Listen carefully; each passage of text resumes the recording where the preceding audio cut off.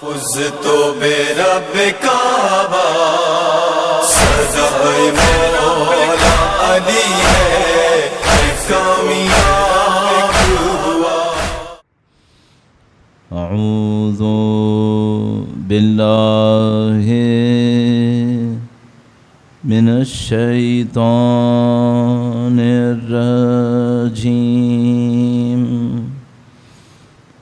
بسم اللہ الرحمن الرحیم، الحمد للہ رب العالمین، والصلاة والسلام علی سید الانبیاء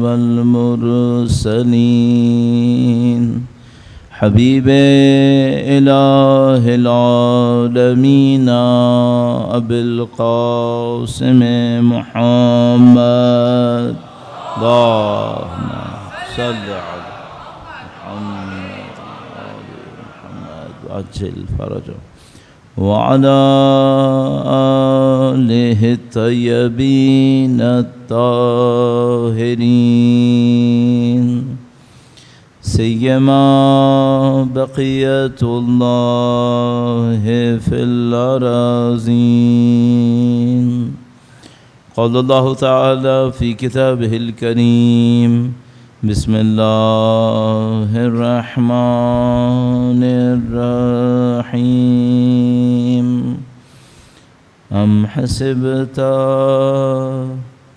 ان اصحاب الکہف والرقیم كانوا من آیاتنا عجبا۔ درود بھیجے گا محمد و آل محمد، صلی علی محمد و آل محمد وعجل فرجہم۔ پروردگار عالم کا انتہائی لطف و کرم ہے، انتہائی احسان ہے۔ خدا متعال نے ہمیں قرآن و اہل بیت کی ہدایت نصیب فرمائی۔ خدا متعال کا بہت لطف ہے، مولا امیر المومنین کے چاہنے والوں میں سے قرار دیا ہے۔ یہ تو دنیا ہے، دنیا میں بہت سارے دھوکے ہیں، ان دھوکوں میں سے ایک دھوکہ اس دنیا کے محور کو نہ پہچاننا ہے۔ اربوں لوگ اس دنیا میں زندگی گزار رہے ہوں گے جن کو نہیں پتہ ہوگا یہ دنیا کس چکی کے اوپر گھوم رہی ہے۔ کتنے لوگ ہوں گے جو نہیں جانتے ہوں گے، صبح شام خدا کی نعمتیں لے رہے ہوں گے، خدا کو نہیں جانتے ہوں گے، شاید خدا کے دشمن بھی ہوں گے۔ اس دنیا کے دھوکوں میں سے ایک دھوکہ یہی ہے کہ یہاں سب لوگ حقیقت کو نہیں جان پائیں گے۔ اس دنیا سے پہلے یہ دھوکہ ممکن نہیں تھا، اس دنیا کے بعد بھی یہ دھوکہ ممکن نہیں ہے۔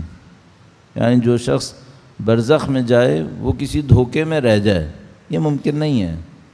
وہاں صرف حقیقت ہوتی ہے۔ یہاں جہاں پہ تخیل ہوتا ہے، یہاں جہاں پہ دھوکہ ہوتا ہے، جو اہم نہیں ہوتا اسے انسان اہم سمجھنے لگتا ہے، جو حقیقت نہیں ہوتی اسے انسان حقیقت سمجھنے لگتا ہے، جس کی خاطر زندگی نہیں گزرنی چاہیے انسان اس کی خاطر زندگی گزار بیٹھتا ہے۔ یہ سارے دھوکے یہاں کے ہیں۔ تو اس دنیا میں چونکہ یہ سارے دھوکے ممکن ہیں تو یہاں ممکن ہے اولاد علی مظلوم ہو جائے ان دھوکوں کی وجہ سے۔ ممکن ہے کہ خدا کا نام مظلوم ہو جائے دھوکوں کی وجہ سے، یہ سب یہاں ممکن ہے۔ یہ خدا کا کتنا احسان ہو کہ اس نے ہمیں ان دھوکوں سے بچا کر مولا امیر المومنین کے دروازے پہ لا کے کھڑا کر دیا۔ کتنا بڑا احسان ہو۔ ہمیں نہیں معلوم کہ جو لوگ اس دنیا میں جان بوجھ کر اس دھوکے میں مبتلا ہیں ان کو اس اگلی دنیا کے اندر کتنا ٹائم لگے گا اس کی کریکشن کرنے میں، اس کی اصلاح کرنے میں۔ البتہ ہم لوگ اس خطرے سے محفوظ نہیں ہیں۔ اس کی وجہ یہ ہے کہ صرف عقیدہ کافی نہیں ہے، اس عقیدے کے پیچھے ایک اثر چاہیے، اس عقیدے کے پیچھے ایک نتیجہ چاہیے ہمیں۔ تو مثلاً بحمد اللہ رب العالمین ہم لوگ مولا امیر المومنین کی ولایت کے ماننے والے ہیں، ان کے خاندان کے چاہنے والے ہیں، ان کے راستے کو پسند کرنے والے ہیں، لیکن ظاہر ہے کہ امتحان یہاں ختم نہیں ہوتا ہے، بلکہ اصل معنی میں امتحان تو اس کے بعد شروع ہوتا ہے۔ عزیزان محترم، ایک ہمارے پاس معلومات ہے، معلومات ہمارے دماغ کے سیلز کے اوپر بننے والی گویا ایک تصویر ہے۔ صرف یہ معلومات برزخ میں نہیں پہنچتی، صرف ایک معلوم چیز معلوم ہوئی میرے ذہن کے اندر، یہ برزخ میں نہیں پہنچ رہی۔ یہ معلومات جب تک ہمارے ایمان کا حصہ نہیں بنے گی، ہماری روح کا حصہ نہیں بنے گی، یہ موت کے فلٹر میں باقی نہیں بچے گی، موت کا فلٹر کاٹ دے گا اسے۔ تو ہمیں جو محنت کرنی ہوگی آج کی جیسی شب قدر ہے، اور کل بھی میں نے آپ کی خدمت میں اصرار کیا، وہ یہ ہے کہ یہ ہمارے ایمان کا حصہ کیسے بنے، ایمان وہ کہ جو ہماری ذات کا حصہ بن جائے۔ یہ بھی عرض کرتا چلوں اجمالاً، کئی دفعہ کہتا ہوں میں اس کی زیادہ معلومات نہیں رکھتا ہوں، میرے پاس اس کی زیادہ معلومات نہیں ہے، لیکن یہ کہ جو مجھے سمجھ میں آ رہا ہے وہ یہ کہ ہم لوگوں کے جو وجود کا اگلا مرحلہ ہوگا وہ ہمارے ایمان ہی ہوگا، وہ وجود ایمان ہی ہوگا۔ یعنی آج ہمارا جسم علیحدہ ہے، ہمارا ایمان علیحدہ ہے۔ ایک آدمی کا ممکن ہے کہ جسم بہت خوبصورت ہو، اس کا ایمان انتہائی بدصورت ہو۔ اس مرحلے سے گزر جائیں تو پھر یہ سارے دھوکے ختم ہو جاتے ہیں۔ اب جو دھوکے ختم ہوتے ہیں تو جو ایمان ہوگا وہی وجود ہوگا۔ اب وہ ایمان کیسا تھا وہی وجود بن جائے گا۔ تو اس دنیا میں اس خاطر مجرم کو پہچاننا مشکل نہیں ہے۔ کیوں؟ یہاں یہ مشکل ہے کہ آپ کو نہیں پتا کہ اس کے عمل کے پیچھے نیت کیا تھی، یا جو اس نے کیا ہے وہ چھپا کے بیٹھا ہوا ہے، اپنے گناہوں کو بتاتا نہیں ہے، تو کیا پتا کہ اس نے کیا کیا ہے۔ لیکن جب ایمان اور عمل وہی ہمارا وجود بن جائے، اب چھپانے کی کیا چیز رہ گئی۔ یہاں میرے 2 ہاتھ ہیں، ممکن ہے ان 2 ہاتھوں سے میں نے خدا کے لیے کبھی کچھ نہ کیا ہو۔ اس دنیا میں تو وہ اگر خدا کے لیے نہیں کیا تو ہے ہی نہیں، پھر وہ ہاتھ ہی نہیں ہے۔ یہاں میرے پاس ممکن ہے 2 آنکھیں ہوں جس سے میں نے خدا کی نشانیوں کو دیکھنے میں محنت نہ کی ہو، وہاں وہ آنکھیں ہیں ہی نہیں پھر اگر محنت نہیں کی ہے۔ تو اگر ہیں تو اس کا مطلب یہ خدا کے لیے تھیں تو ہیں، ورنہ ہوں گی نہیں پھر۔ اسی طرح مثلا اگر میں انسان تھا یہاں پہ تو وہاں انسان اٹھوں گا، اگر میں وہاں انسان کی شکل میں اٹھ گیا تو اس کا مطلب ہے میں انسان تھا، لیکن اگر میں انسان نہیں تھا تو وہاں انسان ہوں گا ہی نہیں، پھر کچھ اور ہوں گا پھر۔ تو پھر چھپانے کا کچھ ہے ہی نہیں وہاں پہ، وہاں صرف حقیقت ہے۔ یہ وہ چیلنج ہے جو ہمیں مرنے سے پہلے سمجھ لینا ہے، اور یہ وہ چیلنج ہے جس کے لیے ہمیں تیاری کر لینی ہے۔ اور یہ جتنا بھی ہم نے کل آپ کی خدمت میں عرض کیا کہ بھائی وہ کون سے لوگ ہیں جو ان معرکوں کے اندر کامیاب ہو جاتے ہیں، کون سے لوگ ہیں کہ جو اہل بیت اطہار علیہ السلام کی نصرت میں زندانوں میں جاتے ہیں، دار پہ چڑھتے ہیں، میدان جنگ میں اپنے جسموں کو کٹوا لیتے ہیں، ہنسی خوشی۔ یہ کون سے لوگ ہیں؟ یہ وہ لوگ ہیں جنہوں نے اپنے وجود کو اپنے ایمان کے اوپر ڈھال لیا ہے۔ یہ کامیاب ہو گئے اس معاملے کے اندر کہ انہوں نے اپنے آپ کو اس دوگانگی میں نہیں رکھا کہ ایمان کچھ اور ہے، خواہشات کچھ اور ہیں، ایمان کچھ اور ہے، اہداف کچھ اور ہیں، ایمان کچھ اور ہے، زندگی کہیں اور گزر رہی۔ نہیں، ان لوگوں نے ایک کر دیا، اس کو ایک کر دیا، پھر ان کے لیے سارے کام آسان ہو گئے۔ مختصراً کل عرض ہوا تھا تھوڑا سا آج کی شب کی فضیلت، اور جو بزرگان دین اس سلسلے میں بیان کرتے ہیں کہ اس شب کو کیسے گزارنا چاہیے، اس کو عرض کرتے ہوئے انشاءاللہ اس کو تکمیل تک پہنچائیں گے۔ مولا امیر المومنین کی خدمت میں عرائض پیش کریں گے، ان کی شہادت کی تسلیت پیش کریں گے۔ درود بھیجیں محمد و آل محمد پر۔ اللہم صلی علی محمد آل محمد وعجل فرج۔ ہم سب کو معلوم ہے یہ شب قدر جو گویا 3 شبوں کے اوپر ظاہر مشتمل ہے، بظاہر روایات میں یوں احساس ہوتا ہے کہ یہ 3 میں سے کوئی ایک شب قدر آخری ہے، نہ کہ 2 باقی شب قدر نہیں ہیں۔ ایک اصول کافی میں روایت ہے، اگر میں صحیح یاد کر پا رہا ہوں تو 4 جلد میں صفحہ نمبر 159، اگر میں صحیح یاد کر پا رہا ہوں، اس میں امام نے اس طرح ارشاد فرمایا، لب لباب اس کا یہ نکلتا ہے کہ پہلی رات کچھ طے ہوتا ہے، دوسری رات اس کو ایک مرحلے تک لایا جاتا ہے، تیسری رات کنفرم ہو جاتا ہے۔ ہماری انڈرسٹینڈنگ کیا ہے؟ وہ یہ کہ ان 3 میں سے کوئی ایک شب قدر ہے، ہم یوں سمجھتے ہیں زیادہ تر لوگ، ایسا نہیں ہے بظاہر۔ یہ شب قدر کے گویا 3 مرحلے ہیں جو چلتے چلے جا رہے ہیں، کہ آپ نے 19 کی شب خدا نہ کرے نعوذ باللہ تعالی اگر یوں سوچا کہ یہ تو ہے ہی نہیں، اس پہ توجہ دینے کی ضرورت نہیں ہے، تو پھر باقی 2 شب بھی گئیں ہاتھ سے، چونکہ وہاں کچھ شروع ہوا ہے جو 21 کی شب میں کہیں پہنچا ہے اور 23 کی شب میں کہیں یقین پہ آیا ہے، تو نظر انداز کرنے کی کوئی بھی شب نہیں ہے۔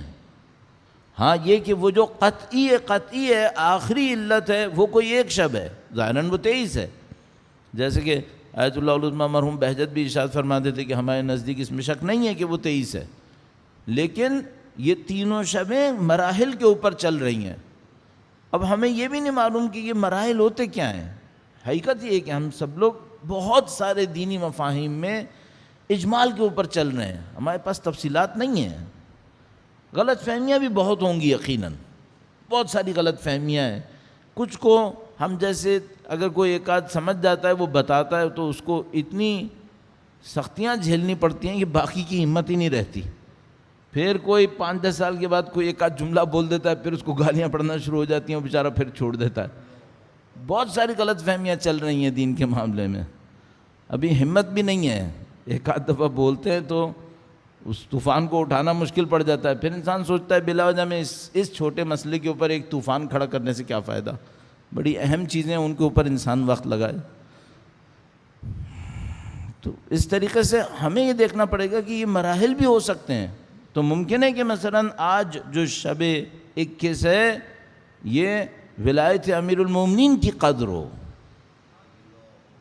آج کی شب یہ طے ہو رہا ہو کہ کون علی کا چاہنے والا محشور ہونے والا ہے، شاید ایسا ہو، ہم نہیں کہہ سکتے، نہیں معلوم شب 19 کیا طے ہوا کہ شب 21 کیا طے ہوا پھر شب 23 کیا قطعی ہو گیا، لیکن اس مناسبت سے کہ شب شہادت ہے تو یوں لگتا ہے جیسے ولایت علی کی قدر ہے یہ، اور سب کو معلوم ہے کہ صاحب قدر وقت کے امام ہیں، سب کو معلوم، جیسا کہ ہمارے پاس روایت موجود ہے، مولا ظاہراً چھٹے سرکار سے درود بھیجے گا، محمد و آل محمد اللہ صلی علی آل محمد وعجل فرج۔ امام نے فرمایا کہ تم لوگوں کے سامنے دلیل دو امامت کے اوپر، اور ان سے کہو کہ یہ جو قرآن کریم میں ارشاد فرماتا ہے تنزل الملائکۃ والروح، کس پہ روح اور ملائکہ نازل ہو رہے ہیں؟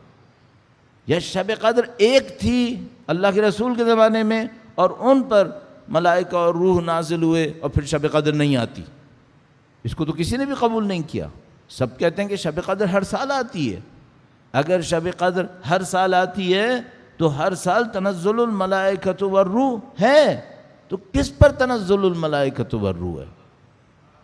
اس دنیا میں کون ہے جو ملائکہ اور روح کو قبول کرنے کے قابل ہے؟ کون دعویٰ کرے گا یہاں پہ؟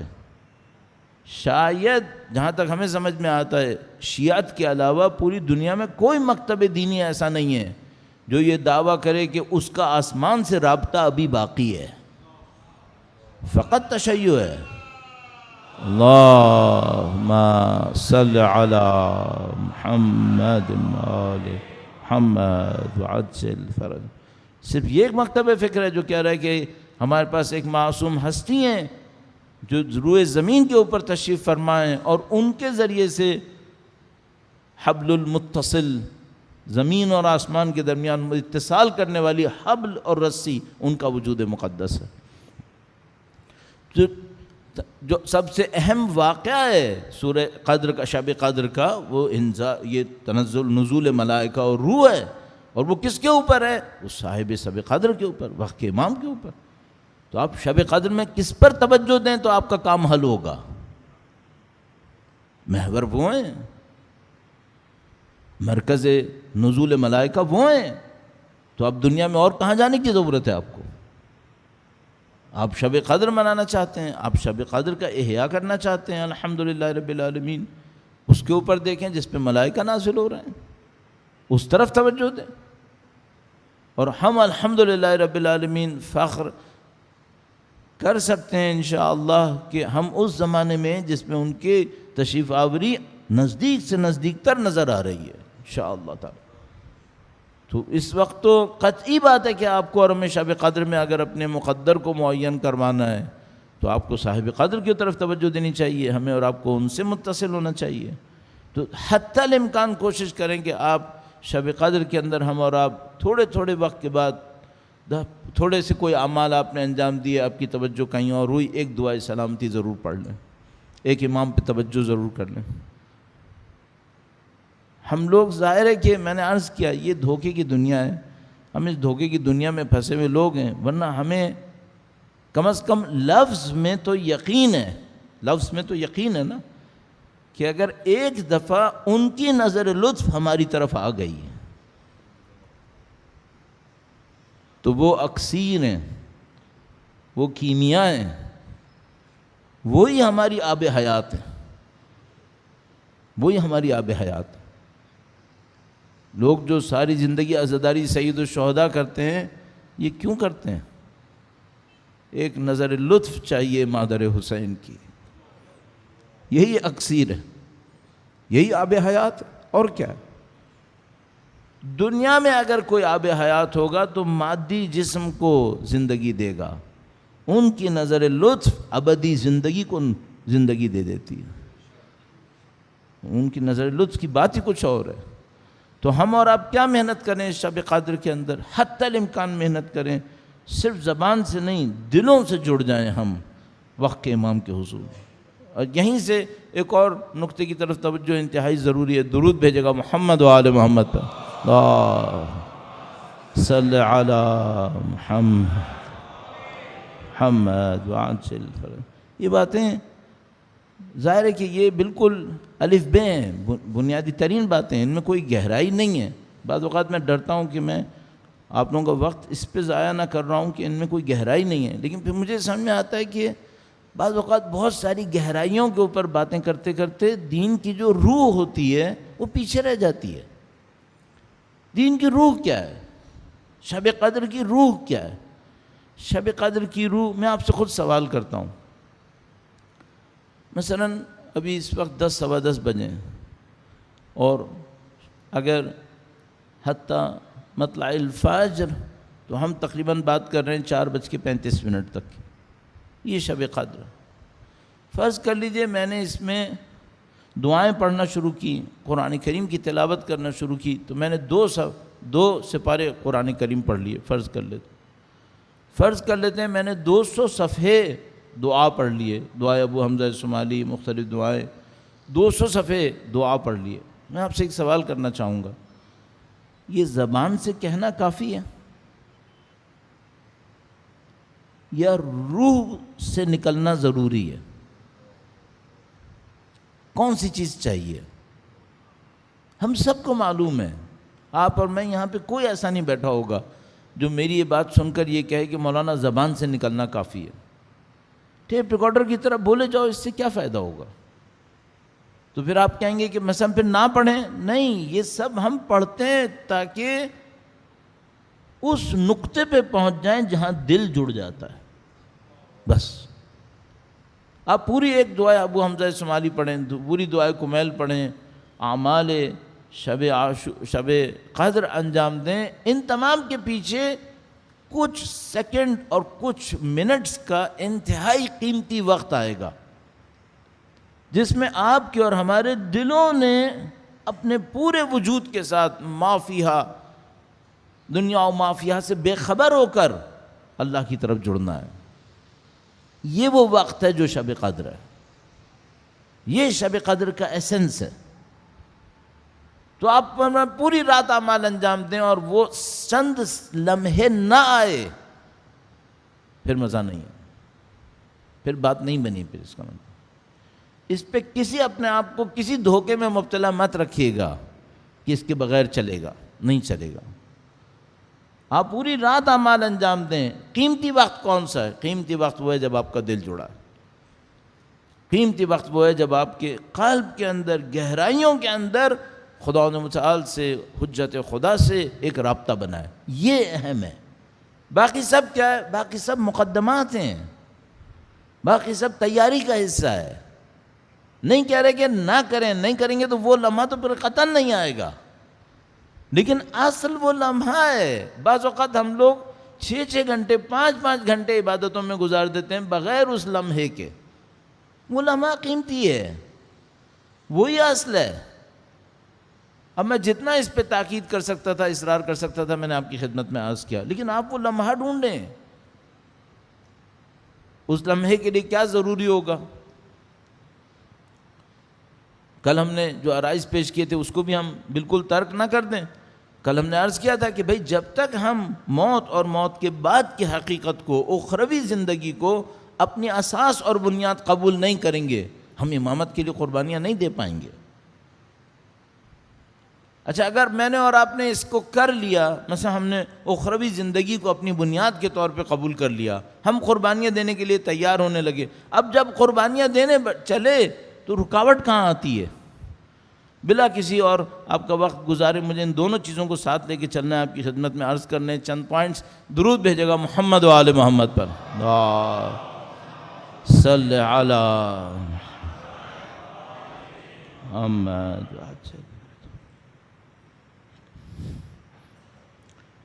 رکاوٹ آتی ہے انسان کے نفس کے اندر. آپ ایک کام انجام دے رہے ہوتے ہیں اللہ کی خاطر، کوئی کام کر رہے ہوتے ہیں، اچانک آپ کے دماغ کے پس منظر میں ایک شیطانی خیال آتا ہے، ایک نفسانی خیال آتا ہے، اور آپ مقابلہ نہیں کر سکے اور نیت میں کھوٹ آ گیا. یہ کام خراب ہو گیا، اب اس اثر سے محروم رہ گئے. تو 6 گھنٹے آپ نے عبادت کی، شب قدر، اچانک آپ کے ذہن میں کوئی شیطانی خیال آیا، آج بہت کام کیا، آج بڑی عبادتیں ہوئیں، شاید یہاں پہ کسی نے ایسی عبادت نہ کی ہو. ختم، آپ نے ویسٹ کیا، میں نے ویسٹ کیا. البتہ ظاہر ہے کہ شیطان کا کام وسوسہ ڈالنا ہے، آپ کا کام فوراً مقابلہ کرنا ہے، فوراً مقابلہ کرنا ہے. اور خدا نہ کرے نعوذ باللہ تعالی اگر اس آئیڈیا کا مقابلہ نہیں کیا گیا، اس کا مطلب یہ ہے کہ کام ختم ہو گیا، نیت کا کھوٹ آ گیا. اور یہ نیت کا کھوٹ یہی جس کو ہم لوگ شرک تعبیر کرتے ہیں، جیسا کہ مولا نے ارشاد فرمایا، اتنا خفیف، اتنا مخفی کہ بہت کوئی خوش قسمت ہوگا جو اس شرک کو نکال پائے.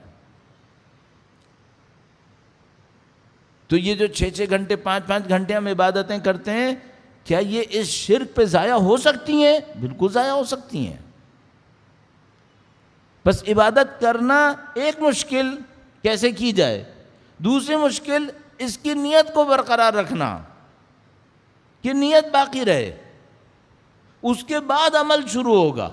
آج آپ شب قدر کے اندر انشاءاللہ اپنے خلوص کے ساتھ اپنے امام سے متصل ہوتے ہوئے ان سے طلب کرتے رہیں کہ مولا میری زندگی آپ کے لیے گزرنی ہے، آپ کے لیے گزرنی ہے. ایک لمحہ آیا آپ کا دل متصل ہو گیا خدا سے، آپ کا دل متصل ہو گیا حجت خدا سے، اور وہاں سے اس ندا کو قبول کیا گیا کہ ہاں مثلاً آج سے تمہیں قبول کیا گیا. یہ میں نے اتنی آسانی سے کہہ دیا. لوگ 25 سال اس کے اوپر محنت کرتے ہیں کہ یہ لمحہ آئے کسی طریقے سے. فرض کریں آ گیا اور قبولیت ہو گئی، اور کل سے ہم ان امتحانات میں بھیجے جانے لگے جو اس مقام کا لازمہ ہے. اب اگلا مرحلہ کیا آیا؟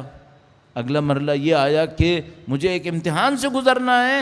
اگر یہ فیصلہ کروں تو شب قدر کی دعا پوری ہوتی جا رہی ہے، اور اگر میں اس فیصلے کو کر لوں کہ جس میں شب قدر کی دعا پوری ہوگی تو کیا ہوگا؟ پورا محلہ مجھے احمق کہے گا، معاشرہ مجھے بیوقوف کہے گا. یہ بہت بڑی جنگ ہے جو اب شروع ہوگی.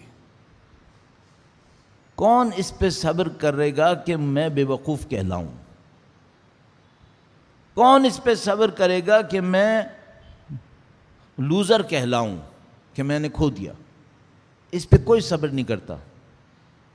دعائیں شب قدر میں امام کی نصرت کی کرتے ہیں، 4 لوگوں کے 4 جملے برداشت نہیں کر پاتے کہ کوئی ہمیں یہ کہے کہ تم گھاٹے میں رہ گئے، نہیں برداشت کرتے، پھر دعویٰ کرتے ہیں کہ ہم جان قربان کریں گے۔ بھئی تم سے آج 4 لوگوں کی باتیں تو سنبھالی نہیں جا رہی، کل تم شہید ہو جاؤ گے، تمہارے بچے یتیم ہو سکتے ہیں، ان یتیم بچوں کو لوگ کہیں گے تمہارا باپ تمہیں چھوڑ کے مر گیا، تمہیں یہ قبول ہوگا؟ پھر تم تو گویا آخرت میں بھی فریاد کر رہے ہوگے کہ میں نے غلط کر دیا، نعوذ باللہ تعالی۔ کس میں یہ طاقت ہے؟ اچھا اب ممکن ہے کہ میں یہ کہوں مجھ میں یہ طاقت ہے، تو آزما لو اپنے آپ کو، کسی اچھے کام کے پیچھے کرو جس میں لوگ تمہیں نقصان کہیں کہ گھاٹے میں تھا، بے وقوف تھا، احمق تھا، مان لو ذرا، دیکھو کیا ہوتا ہے۔ تو بھائی یہ جو امتحان کے مراحل ہیں، یہ امتحان کے مراحل صرف اتنے نہیں ہیں کہ ایک گولی آئے گی، وہ گولی آپ کو لگی آپ مر گئے، شہید ہو گئے، نہیں، صرف اتنا نہیں ہے۔ یہ ایک شمشیر چلی، آپ کا جسم زخمی ہوا، آپ اس میں شہید ہو گئے، یہ بھی بہت ہے ہم جیسوں کے لیے، لیکن یہ صرف اتنا نہیں ہے، اس کے پیچھے باتیں ہیں، اس کے پیچھے پورا یہ کفر اور شرک کے اوپر مبنی، فسق و فجور پہ مبنی معاشرہ ہے۔ چھوڑتا ہے یہ؟ اپنی دانش میں ذلیل کر دیتا ہے یہ تو کون ہے جو اس فسق و فجور کے معاشرے کی دیوی عزت کو ٹھکرائے اور اللہ کی دیوی عزت کو لے لے؟ کون ہے؟ 4 پیسے کا معاملہ آتا ہے تو غلط فیصلہ فوراً ذہن میں آتا ہے کہ ہاں یہ کر لو، کیوں یہ مال کھو، 4 بہانے ڈھونڈے گا کہ ایک مال کسی طریقے سے مجھ تک پہنچ جائے۔ کہیں اگر موقع ملے کہ شہرت بڑھ رہی ہو، کون چھوڑتا ہے؟ 25 پوسٹر لگاؤں گا کہ میری شہرت بڑھے، کیوں خلوص سے کام نہیں کیا؟ کیوں اپنا نام نہیں چھپایا؟ شب قدر مفت میں مل رہی ہے کیا؟ شب قدر یوں ہی تقسیم ہو رہی ہے؟ سب فرشتے ہوتے اگر یہ مفت میں تقسیم ہو رہی ہوتی صرف لفظوں کی دعائیں کرنے سے؟ کس نے یہاں پہ دعائیں نہیں پڑھی ہیں؟ سب نے پڑھی ہیں، سب فرشتے ہو گئے، سب فرشتے ہو گئے تو یہ معاشرہ کیوں ایسا ہے پھر؟ تو بھئی یہ عملی باتیں ہیں۔ آپ اور میں الحمدللہ رب العالمین ایک بہت بڑی فضیلت حاصل کر پائے، ہم لوگ امیر المومنین کے چاہنے والے ہیں، بحمدللہ رب العالمین۔ مولا امیر المومنین کی ذات پر درود بھیجیں، محمد و آل محمد، صلی علی محمد آل محمد عجل فرج۔ تو اعزائے محترم، یہ جو اہداف آپ طلب کرنے جائیں گے انشاءاللہ آج شب قدر اور طلب فرما رہے ہیں، ان اہداف کے پیچھے کچھ حقائق ہیں، وہ حقائق ساتھ لے کے چلیں۔ ان حقائق میں اپنے آپ کو قربان کرنا ہے جسمانی طور پر، لیکن اپنے آپ کو قربان کرنا ہے روحانی طور پہ، بہت بڑی مشکل ہے۔ اس کو دیکھیے، اچھا ایسا کون یہ کر پاتا ہے؟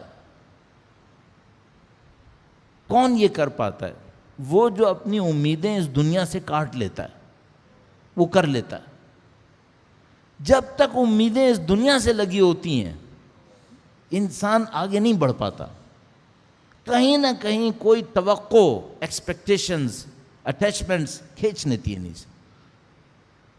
اگر میں کوئی اتنی سی بھی توقع دل کے کسی گوشے میں بھی اس بات پر ہونا کہ مجھے اس دنیا میں عزت ملے، یہ سمجھ لیں کسی نہ کسی دو راہے کے اوپر میں دنیا پہ آؤں گا، کیونکہ جو دنیا میں چھپی ہوئی خواہش ہے یہ کسی سخت کرٹیکل ٹائم کے اوپر مجھ سے غلط فیصلہ کروائے گی، یہ مجھے نہیں چھوڑے گی۔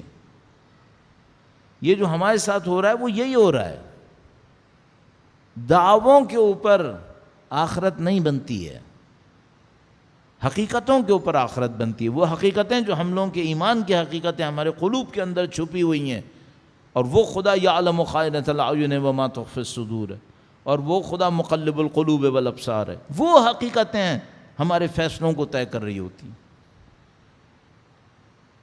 آپ شب قدر کو پہچان رہے ہیں الحمدللہ رب العالمین، آپ مولا کی شہادت کو سنتے ہیں، آپ جانتے ہیں کہ ہمیں ان کے وارث کا ساتھ دینا ہے، آپ جانتے ہیں کہ ان کے وارث کا ساتھ دینے کے لیے ہمیں اس دنیا کو ٹھکرانا ہوگا، تو پھر دنیا کے اٹیچمنٹ کے ساتھ، اس دنیا کے ساتھ آرزوؤں کو لگانے کے ساتھ یہ کیسے ہو سکتا ہے؟ اب یہاں پہ پہنچتے ہوئے انسان پھر فوراً یہ بات یاد دلاتا ہے کہ بھائی یہ دنیا کے ساتھ اٹیچمنٹ نہ رکھنے کا مطلب سستیاں نہیں ہیں، ہدف کا صحیح ہونا ضروری ہے. باقی آپ وہی کریں جو مولا امیر المومنین نے ارشاد فرمایا. ظاہر ہے کہ انہوں نے اسی لیے ارشاد فرمایا. انہوں نے کھیتی باڑی کی ہے، انہوں نے کاروبار کیے ہیں، انہوں نے لوگوں کی زندگیوں کے اندر مالی وسائل ایجاد کیے ہیں، وہ سارے کام آپ کریں، لیکن آپ کی اورینٹیشن امام کی بتائے ہوئے اقوال کی سمت رہے. تو شب قدر میں کیا طلب کریں؟ نصرت امام. لیکن وہ نصرت امام ایک پورے بہت بڑے مجموعے کا نام ہے جس میں علم کی معرفت بھی ہے اور عمل کی رکاوٹوں کو بھی دور کرنا ہے. استاد آیت اللہ جوادی عاملی بہت خوبصورت جملات استعمال کرتے ہیں بعض اوقات، اکثر بلکہ ان کا بہت خوبصورت ایک جملہ ہے. ہمیں اردو زبان میں شاید وہ رائج نہ ہو، چونکہ اردو زبان ظاہر اپنی ایک علیحدہ زبان ہے، فارسی زبان علیحدہ زبان ہے، لیکن وہ خوبصورت بات بیان کرتے ہیں کہ جو رکاوٹ ہوتی ہے یہ دو سطح پہ ہوتی ہے. ایک رکاوٹ ہوتی ہے علم کے سطح پر، علم کی سطح پہ، تو اس کو کہتے ہیں شبہ ہے علمی ہے. شبہ علمی کیا مطلب؟ علم کی سطح پر مجھے یقین نہیں ہے کہ مجھے شہید ہونا چاہیے یا نہیں ہونا چاہیے. علم کی سطح پہ مجھے یقین نہیں ہے کہ مثلا نعوذ باللہ تعالی امام آئیں گے یا نہیں آئیں گے. ایک دفعہ ہوتا ہے نہیں، شبہ علمی نہیں ہے. شبہ علمی نہیں ہے، کیا ہے؟ علم کے معاملے میں حل ہو گیا، شہید ہونا چاہیے، امام کی نصرت کرنی چاہیے، امام یقیناً تشریف لائیں گے، جو امام کا ساتھ دے گا وہ کمال پہ فائز ہوگا. علم کے میدان میں سب حل ہو گیا. اب رکاوٹ کیا ہے؟ تو اپنے آپ سے ایک سوال پوچھنا پڑتا ہے، جن لوگوں نے علم کے معاملے میں سارے مراحل طے کر لیے تھے وہ سب عمل میں بھی اس مقام پہ فائز ہو گئے کیا؟ نہیں. تو پھر دوسری چیز کیا رہ گئی؟ تو انہوں نے کہا ایک ہوتا ہے شبہ علمی اور دوسرا ہوتا ہے شہوت عملی. عمل میں آرزویں کسی اور سمت ہیں. علم کا مسئلہ نہیں ہے، علم میں حل ہو چکا ہے. اب مسئلہ کیا ہے؟ اب ہے شہوت عملی.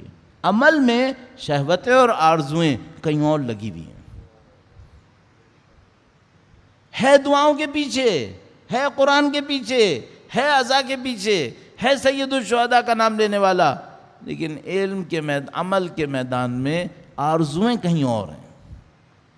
یہ جو آرزویں ہیں یہ عمل میں مروا رہی ہیں. اب آپ کی اور میری جتنی آرزویں ہیں عزت کے معاملے میں، کامیابی کے معاملے میں، طاقت کے معاملے میں، جو بھی آپ کی آرزویں ہیں شب قدر میں اس کو امیر المومنین کے میزان میں رکھ کے ناپ لیں. یہ کام ہے.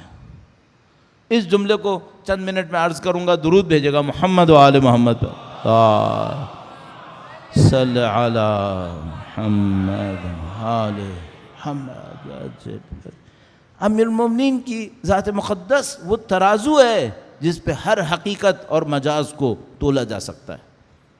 کتنا حقیقت ہے، کتنا مجاز ہے، کتنا یہ حق ہے، کتنا یہ باطل ہے. اس کو کس معیار پہ تولتے ہیں؟ قرآن کے معیار پہ تولتے ہیں، امیر المومنین کی شخصیت کے معیار پہ تولتے ہیں. وہ عدل محض تھے اس لیے شہید ہوئے.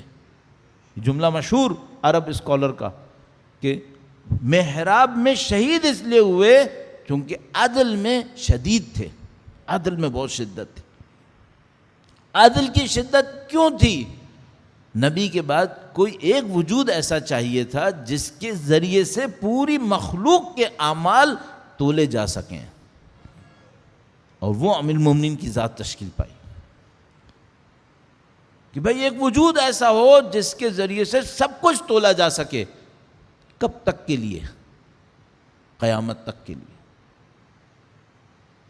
میں اس بات پر عمل کیسے کروں؟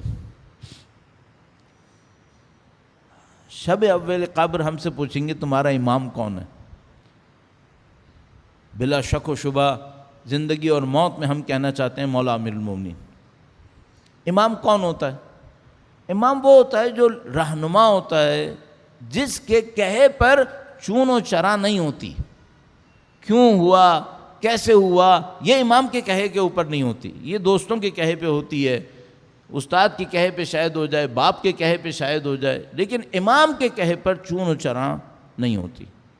صرف کہے پر بھی یا کیے پر بھی، چاہے کہے چاہے کیے، باتیں کیے، ان کا کہنا ان کا کرنا ان کی نگاہ سب حق ہے، کسی پہ چون و چرا کی گنجائش نہیں ہے۔ تو اگر میں دنیا میں کسی چیز کو چاہتا ہوں تو اس کو نہ دیکھوں کہ امام چاہتے تھے یا نہیں چاہتے تھے۔ اگر دنیا میں نے کوئی اپنے لیے ایک ہدف بنا لیا ہے، مقصد بنا لیا ہے، اس کی سنجش کس پہ کروں، کس پہ تولوں؟ مولا امیر المومنین پہ۔ ایک دفعہ ان سے پوچھ لو کہ یہ جو میں کرنے جا رہا ہوں، یہ جو میں نے اپنا ہدف بنایا، یہ جو اپنا مقصد بنایا، آپ کے نزدیک کیا قیمت ہے اس کی؟ آپ طے کریں۔ اگر ہم یہ کرنے لگے دنیا میں، اب امام علی ہیں، اب امام علی ہیں، ورنہ کون امام ہے؟ وہ جو ہمارے لیے یہ طے کر رہا ہو، پھر وہ ہمارا امام ہے۔ اگر دنیا طے کر رہی ہے تو دنیا ہماری امام بن جائے گی، نعوذ باللہ تعالی۔ اگر خاندان ہمارے لیے طے کر رہا ہے تو خاندان ہمارا امام ہو جائے گا۔ اور اگر یہ چیزیں کہ میں دنیا میں کس کے پیچھے جاؤں، کسے لوں کسے چھوڑوں، کس کا ساتھ دوں کس کا ساتھ نہ دوں، یہ امیر المومنین طے کرے اور اولاد امیر المومنین، تو پھر وہ ہمارے امام ہیں، پھر وہ ہمارے امام ہیں۔ اور قبر میں زبانیں نہیں بولتی، قبر میں کردار بولتا ہے۔ قبر میں زبانیں نہیں بولتی، زبانیں ختم ہو چکی ہوتی، صرف کردار بولتے۔ آج شب 21 ہے، شب شہادت ہے، ہم ان کے چاہنے والے ہیں، ہم ان کے ماننے والے ہیں۔ شب قدر ہم سے یہ مانگ رہی ہے، اس میزان پہ اپنی ناپ تول کرو اپنے اعمال کا، اور اگلے سال کے لیے طلب کرو کہ مولا یہ زندگی ایسی گزر گئی، اب اگلے سال کیا کرنا ہے؟ اگر ہو، کیا پتہ 1 گھنٹہ ہے، کیا پتہ 3 گھنٹے ہیں، کیا پتہ ہم، اگر ہو تو کیا ہونا ہے ابھی طے کرو، شب قدر ہے۔ اور یہ مت سوچئے گا کہ آج میں فلاں دعا پڑھ لیتا ہوں، یہ بعد میں طے کر لوں گا، یہ شب طے کرنے کی شب ہے، زبانوں کو ہلانے کی شب نہیں ہے یہ۔ میں نے عرض کیا وہ دعائیں بھی اس لیے ہوتی ہیں تاکہ آپ اس مرحلے پہ پہنچ جائیں کسی طریقے سے، آپ اور ہم، تو اس کو اہمیت دیجیے گا۔ آج کی شب میں وقت نکالیں، آپ اپنے اور اپنے خدا کے درمیان بیٹھ جائیں، مولا کے ساتھ اس بات کو طے کریں، مولا میری زندگی کو آپ کی رہبری میں گزارنا ہے۔ اب یہ کہ ایک پوائنٹ صرف اور آپ کی خدمت میں عرض کروں گا۔ آپ نے ظاہر ہے آج کی شب بہت سارے اعمال انجام دینے ہیں، ممکن ہے کہیں اور عزاداری میں شرکت کرنے جانا ہو، تنہائی کو اہمیت دیجیے گا آج کی شب بھی، حتیٰ کہیں اعمال بھی انجام دینے جائیں تو بعد میں گھر میں کہیں پہنچ کر تنہائی کو اہمیت دیجیے گا جس میں آپ نے یہ کام کرنا ہے انشاءاللہ۔ درود بھیجے گا محمد و آل محمد پر، اللہم صلی علی محمد آل محمد وعجل فرج۔ مولا کی ذات کے حوالے سے آج کی شب میں انسان بہت کچھ چاہتا ہے کہ کہے، حقیقت یہ ہے کہ ہم سب لوگ ناتوان ہیں، ہم لوگوں میں طاقت نہیں ہے، ہم لوگ مولا کے جملات کو، کلمات کو، ان کی زندگی کے واقعات کو دہرا تو پاتے ہیں الحمدللہ رب العالمین، بچپن سے سنے ہوتے ہیں، لیکن اگر اس کی گہرائی پہ جائیں اور اس پر عمل کرنے کی کوشش کریں، ظاہر ہے کہ ہم لوگ ناتوان ہیں۔ تو ہمیں یہاں پر بہت بڑی کوئی مدد چاہیے مولا امیر المومنین سے۔ یہ واقعات سننے میں بہت آسان ہے کہ کس طریقے سے مولا امیر المومنین کبھی تپتی دھوپ کے اندر مدینے کی گلیوں میں اکیلے چل رہے ہوتے تھے، ہو شاید کوئی ایسا جس کو علی کی مدد کی ضرورت ہو، تو کبھی راوی کہتا ہے کہ میں مولا کو انتہائی سخت گرمی کے عالم میں جب سب لوگ اپنے اپنے گھروں کے اندر تھے. میں دیکھتا ہوں کہ وہ اکیلے مدینے کی گلیوں میں یا شاید کوفے کی گلی میں تشریف فرمائیں تو کہتا ہے میں ڈر جاتا ہوں کہ اس طرح اکیلے تشریف فرمائیں، کوئی بھی گلیاں ہیں چھوٹی چھوٹی، کوئی بھی پیچھے سے حملہ کر سکتا ہے، کوئی بھی کچھ کر سکتا ہے. ہر ایک انسان اپنے حساب سے سوچتا ہے. کہتا ہے کہ میں نزدیک آیا، میں نے پوچھا مولا اس وقت ان گلیوں میں کوئی نہیں ہے، آپ یہاں کیوں ہیں؟ فرمایا اسی وجہ سے ہوں کہ کوئی نہیں ہوگا، کسی کو مدد کی ضرورت پڑے تو علی ہو، علی ہو.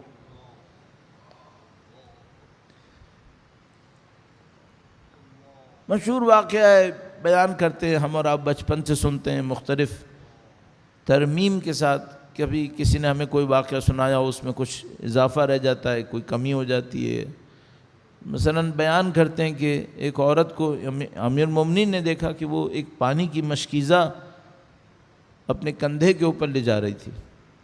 مولا سے ظاہر ہے یہ منظر کیسے دیکھا جاتا؟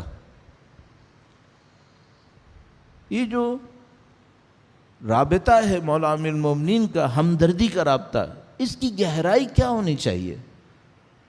ہمدردی ہم میں بھی آتی ہے کبھی کبھی، اس ہمدردی کی گہرائی نہیں ہو پائے گی، کیونکہ وہ رابطہ اگر میں جسارتاً عرض کروں جس کو میں شاید حل نہ کر پاؤں، اگر کوئی مجھے اس پہ کہے کہ تشریح کروں، جو اللہ کے نبی نے فرمایا میں اور علی اس امت کے دو باپ ہیں.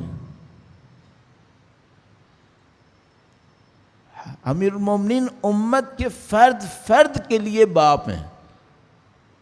کیسے کوئی باپ اپنی اولاد کو بیمار دیکھتا ہے تو تڑپتا ہے؟ یہ امیر المومنین ہیں. ایک عورت کو مشکیزہ اٹھاتے ہوئے دیکھا، ضعیفہ تھی، عمر بھی زیادہ تھی، کمزور وجود. امیر المومنین سے رہا نہیں گیا، تشریف لائے اور کہا کہ مجھے اجازت دو کہ میں تمہارے لیے یہ اٹھا دوں. اس نے کہا ٹھیک ہے. اس نے دعائیں دیں. امیر المومنین پانی اٹھا کے اس کے گھر تک لے کر آئے، اور اس کے بعد گھر تک لاتے لاتے پوچھا کہ تمہارے حال احوال سے سمجھ میں آ رہا ہے کہ کوئی مرد گھر پہ نہیں ہے، اگر مرد گھر پہ ہوتا تو تم کیوں پانی اٹھاتی؟ اس نے کہا نہیں ہے، میرا شوہر صفین میں علی کا ساتھ دیتے ہوئے شہید ہو گیا. امیر المومنین نے دل پہ کیا گزری ہوگی اللہ جانتا ہے، تحمل فرمایا. کہا کہ کبھی علی کے پاس نہیں گئیں یہ کہہ دیتی کہ میرا شوہر شہید ہو گیا؟ نہیں گئیں کبھی؟ کہا نہیں میں نہیں گئی. علی میرے پاس کیوں نہیں آئے؟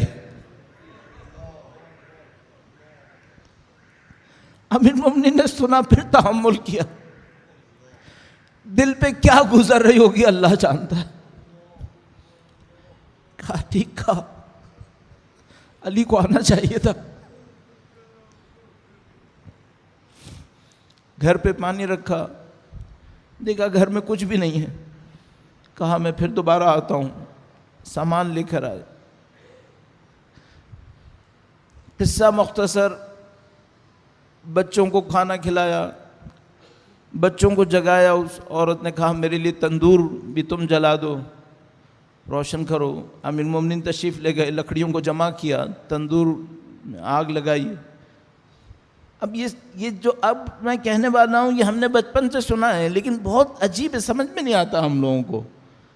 امیر المومنین نے جب آگ تندور سے بھڑک رہی تھی تو اپنے چہرے کو نزدیک لے کر گئے. کہا اے علی اس آگ کو برداشت نہیں کر پاؤ گے، قیامت کی آگ بہت سخت ہے. یہ جملے کس کے لیے ہیں؟ ہم لوگوں کے لیے ہیں، ہم لوگوں کے لیے. کیا تم دنیا کی آگ برداشت کر سکو گے؟ بچوں کو جگایا، کچھ گوشت ساتھ لائے تھے، گوشت کے کباب بنائے، بچوں کو جگایا. اب دو باتیں اور اس کے ساتھ ہیں، اور بچوں کو جگانے کے بعد بچے پریشان تھے کہ کون آدمی ہے ہمارے گھر میں جس کو ہم نہیں جانتے ہیں. تسلی دی، ان کو دلاسا دیا، ان سے ہنسی مذاق کیا. اتنا ہنسی مذاق کیا کہ بچے مانوس ہو گئے مولا امیر المومنین سے. پھر بچوں کو اسی ہنسی مذاق میں کھلاتے رہے. وہ عورت بہت خوش ہوئی اور اس نے کہا کہ خدا تمہیں جزائے خیر دے، پانی بھی میرے لیے لے آئے، سامان بھی لے آئے، میرے بچوں کو بھی خوش کر لیا، کاموں میں، گھر کے کاموں میں بھی میرا ہاتھ بٹایا. تو امیر المومنین نے کہا کہ میری تم سے ایک خواہش ہے. کہا کیا خواہش ہے؟ تم نے میرے لیے اتنا کچھ کیا ہے. کہا علی کی غلطیوں کو معاف کر دو.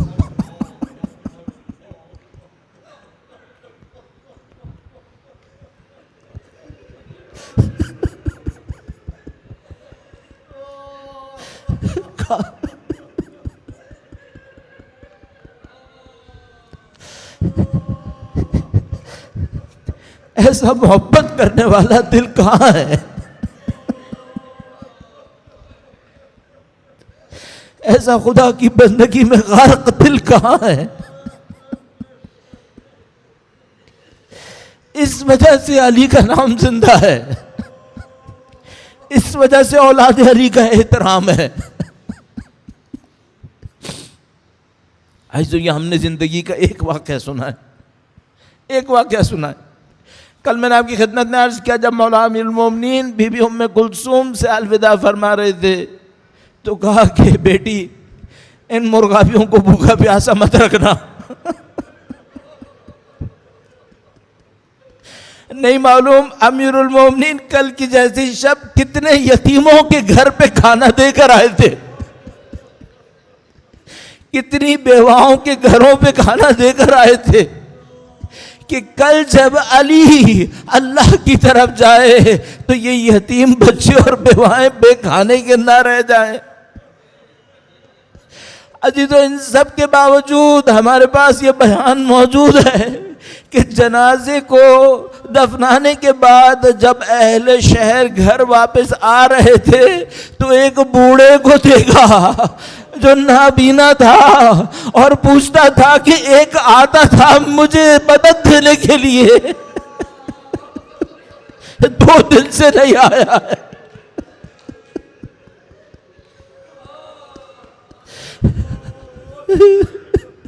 آج کی شب یتیموں کا دیکھ بھال کرنے والا گیا. ہمارے پاس بڑی مشہور روایت ہے عزیزوں، بیان کرتے ہیں کہ جب اس حکیم نے یہ کہا کہ مولا امیر المومنین کو دودھ سے کچھ شفا ہو تو تمام شہر کے اندر مشہور ہو گیا. اب سب اپنے اپنے عقیدت کا اظہار کر رہے ہیں. کوئی صحابی امام کے گھر کے سامنے کھڑے کہ کب میں امیر المومنین کی زیارت کروں. اس دوران گویا دیکھتے ہیں کہ کچھ یتیم بچے پیالے لیے کھڑے ہیں.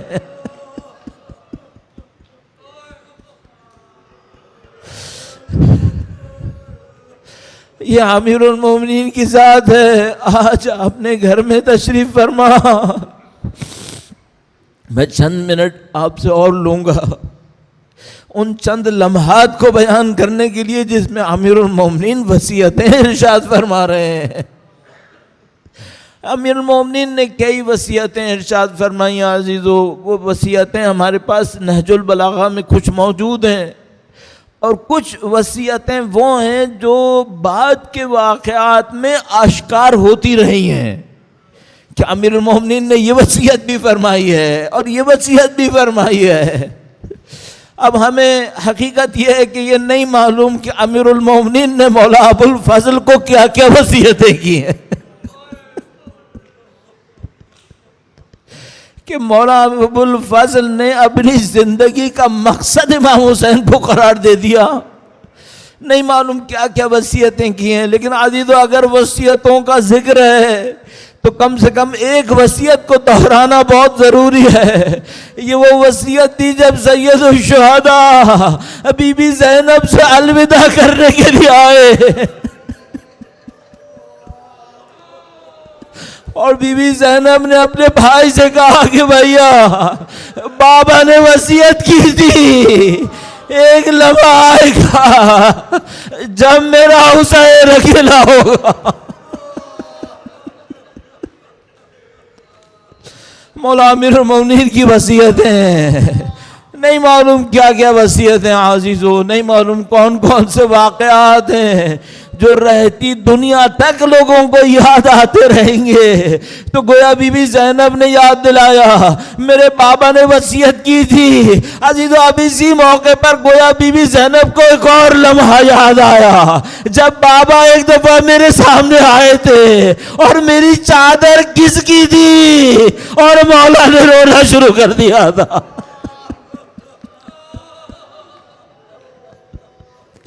امیر المومنین اپنی زندگی میں نہیں معلوم کیا کیا لوگوں کو بتاتے چلے گئے. لیکن ایک بات بڑی عجیب بات ہے، یہ خاندان عصمت و طہارت کے جنازے بڑے عجیب جنازے ہیں. یہ جنازوں کی شان ہی کچھ اور ہے. اچھا دنیا میں لوگ جنازوں پہ کیا مانگتے ہیں؟